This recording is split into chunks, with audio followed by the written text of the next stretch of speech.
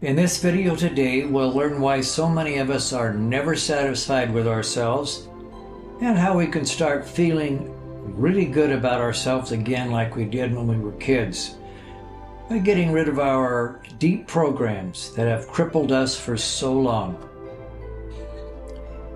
Hello, I'm Marvin Glenn, the Singing Sage. I'm a regular guy who has had the usual life of struggle with my own inner demons of hatred, anger, resentment, addictions, perversions, and generally feeling not good enough. Now, after more than 80 years on the planet, I'm sharing my songs with you along with some of my own personal techniques and wisdom I use to live my life. I invite you to join me with an open mind while you listen with your heart. I know you can benefit in your life from hearing my words and songs. I'm not good enough. All across the globe, it's our #1 song of self-diminishment. For eons of time, generation after generation of us has sung this song, this mean old song. Where did it start? Well, let's explore that question together. From when each of us was first able to understand words, most of us were taught in subtle ways that we are not good enough. Our parents were taught this lie by their parents going back innumerable generations. And it seems like we humans just can't help doing to our kids what our parents did to us no matter how hard we try. There have been so many techniques used to program us this way. We were brainwashed by our fundamental religions to believe we are somehow unacceptable as we are and need to be saved from heaven knows what, probably ourselves. Another way was in our education system by the idea of competition instead of collaboration, and by the systems that graded everything we created. We were always comparing ourselves to the other kids. The biggest bad wolf is how we are all judged by our parents, judged by our peers, and the most crippling of all, judged by ourselves. We are so good at it, and we do it so often that we don't even know we're doing it.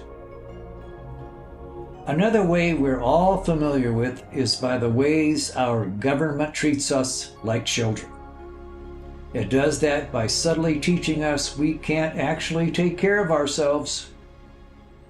The whole system is set up to encourage our dependence, not our self-reliance, and certainly not personal responsibility. To keep us crippled by self-doubt and feeling insignificant. And then we have our parents who are always so busy chasing after money to keep the whole game going that they usually forget to tell us how much they actually appreciate us, in spite of how proud they are of us. So there we have it. These systems taught us that we are never good enough or for just being who we are, and that we just had to be constantly comparing ourselves with others. Who created this system of diminishment and why is for another video I'll refer you to later. Now, talking about personal responsibility, we can't leave ourselves out of this equation. Most of us simply believed what we were taught, even though we felt the sting of the lie. Most of us also accepted this absolute bullshit as the truth about us, without any critical thinking. So most of us grew up never really sure we could actually handle whatever life gave to us or brought our way. This is why we always felt unsure while making our important decisions. And this is why our self-confidence is and was so long in coming, if ever. Here's an example of the subtleties of the system. As a child, were you ever encouraged to find and fulfill your purpose in life? I know I wasn't. I didn't even know there was such a thing.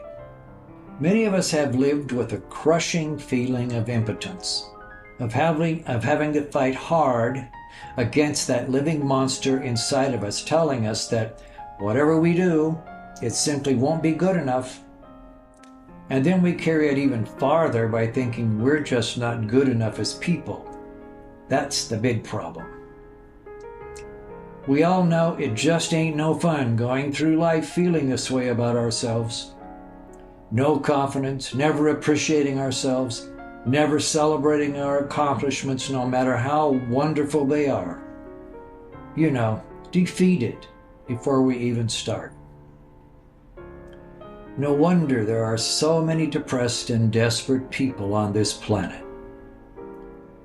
I see now I lived my early life, in fact, most of my life, never letting myself believe I am good enough to start and finish anything I chose, never allowing myself to even taste my true creative potential until late in life. Of course, I'm happy to say that's all changed now. I know I can create things that leave me in awe. So many times I find myself asking myself in disbelief, I made that? When we start making our own jaws drop in astonishment, we're there. We are always good enough, in spite of how we feel about ourselves. We all are perfectly imperfect works of art in progress. When we let go of our old beliefs and programs, we all automatically love and believe in ourselves. For me, the most powerful way I changed my attitude toward me was by creating something. I think that can be true for all of us. We've just got to create something. Faster than anything else, it will bring us back to who we really are, infinite creator beings. There is no limit to what you and I can create. Here's how to get there.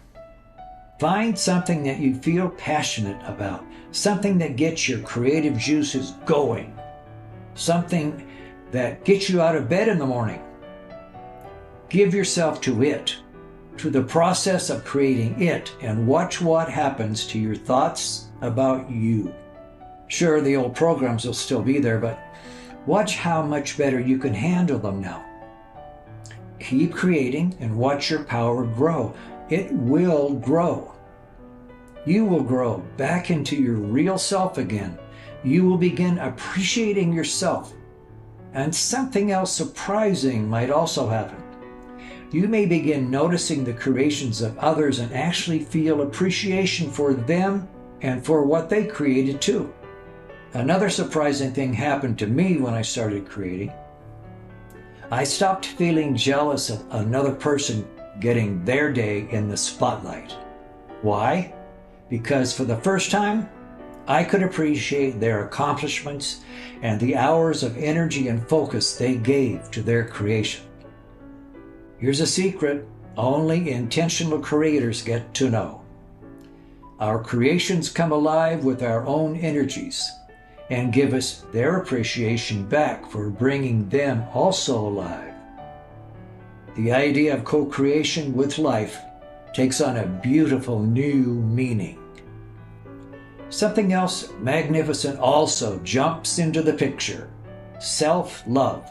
And it's amazing how infectious our loving ourselves is. Life begins becoming even more bright and exciting, and the people around us can feel our joy. I know I've said this before, but here it is again.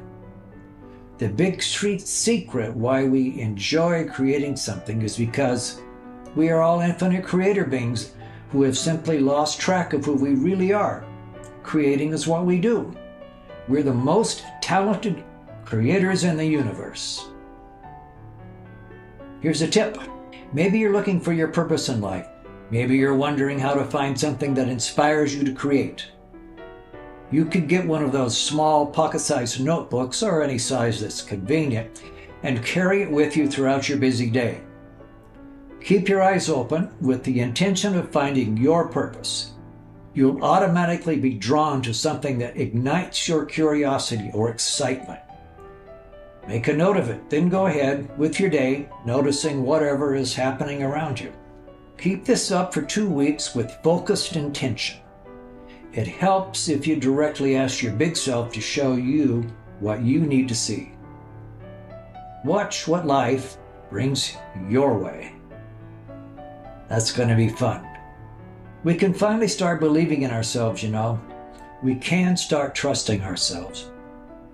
If we give ourselves half a chance, we can start accepting the truth about us, that we are infinitely more than we ever thought we were. Imagine that. If you're interested in the big picture about who created this matrix of deception we all grew up in and why, you can go to this video for the answers. If you were intrigued by what I mentioned about self-love, this video is for you. Why not treat yourself today with some appreciation? Let's both do it and watch ourselves light up. Thank you for stopping by today. Today's song for all of us is I Am Good Enough.